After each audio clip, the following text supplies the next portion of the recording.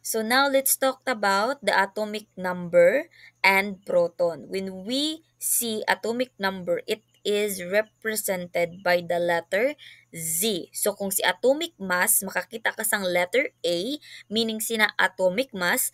Kung makakita ka naman sang letter Z, meaning sina atomic number. Na naman kalahinan ma'am ni atomic mass kag ni atomic number. So si atomic number siya ina ang nag-hold sang identity sang usa ka element or it identifies the element. Like for example sa akon kamagwangan ako.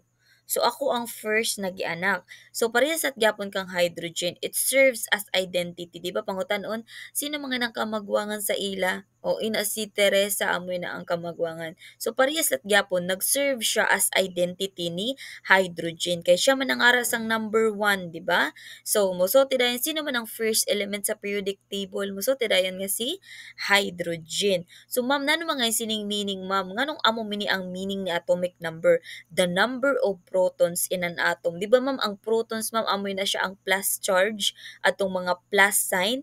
Yes, because the atomic number is equal lang siya sa number of proton. So pangutanon ka ngayon, pila man ngayon ang plus na mga sign, pila man ngayon kabuok plus sign ng ara kang hydrogen. Ang answer kay 1 because imo siya tanawon ang atomic number ni hydrogen kay 1. So meaning amulat ina ang iya protons because atomic number is equals to the number of protons. So for example, diri kang chlorine. Pila man ang atomic number ni chlorine? 17, 'di ba? Kung inyo siya tan-awon, sino man ang ika-17 nga element? O amo din ina siya si chlorine. Biskan inyo padra i-check sa periodic table, ika-17 ina si chlorine. Anit pangutan-on kadayon, so pila mangay anang protons ni chlorine? Pila ang protons ni chlorine? Of course, 17 lat kay parehas naman atomic number is equals to number of protons in an element. Gets? Alright, let's proceed. Question number 2. Using a periodic table, find the atomic number of the following elements. A. Sodium, lithium, and then hydrogen. So may periodic table ako linig extract si sodium, si lithium, kag si helium para mas makita naton. Dili na ako magpa-view sang whole periodic table sa inyo. So makita diri naton nga si sodium pila ang iya atomic number. Ika-11 siya. Okay? Ika-11. And then si lithium, pila ang iya atomic number? 3. O, ara man dira sa kilid, inang pang circulan. Si helium, pila man? 2. Because si helium, ikapila siya na element? Ikaduha.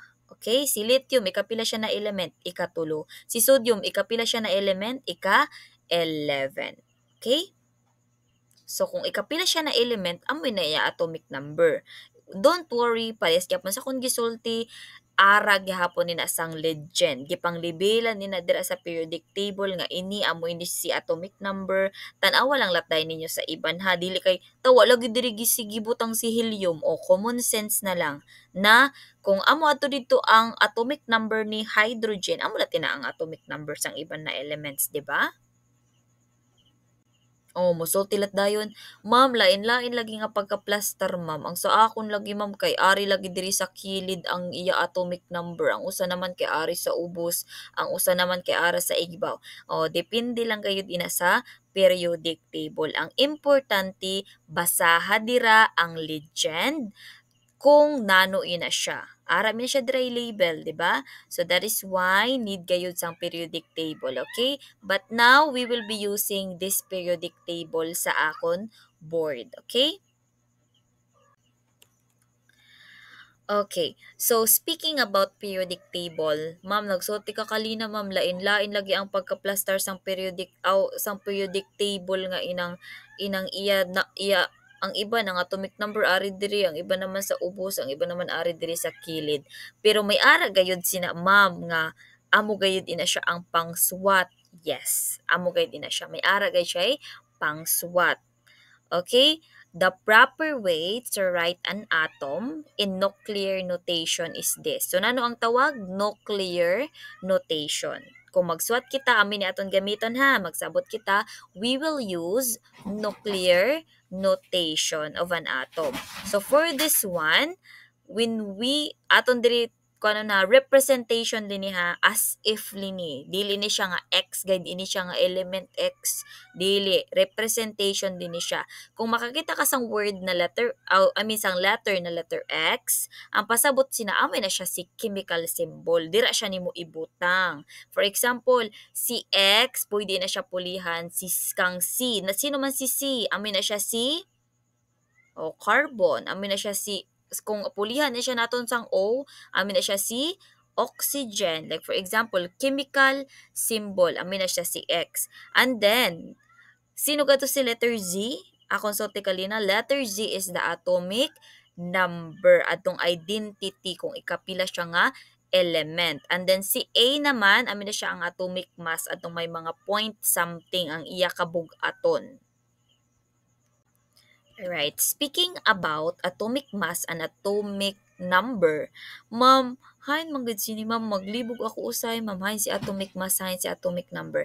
Si atomic number kay siya ang nagpasunod sa periodic table. Tanawa si boron, ika-5. Ining letter B, ika-5 siya, di ba? Si letter C naman, may number siya, ika-6 siya. Si letter N, ika-7. Si letter O, ika-8. Or si oxygen, si fluorine, ika-9. So, amin na ang pagkapasunod sa periodic table, that is the atomic number. So, kung musuti kitay atomic weight or atomic mass, amuli na siya kung nano siya kabugat. Nano man kabugat si boron based diri sa aton periodic table on the screen. 10.811. That is the atomic weight. How about carbon? 12.0107. Inang gisirkula ni ma'am. And then, ano gatong suti ni ma'am? When we see A, capital letter A, kaya amin na siya si atomic weight. Kung makakita naman kita letter Z, amin na siya si atomic number.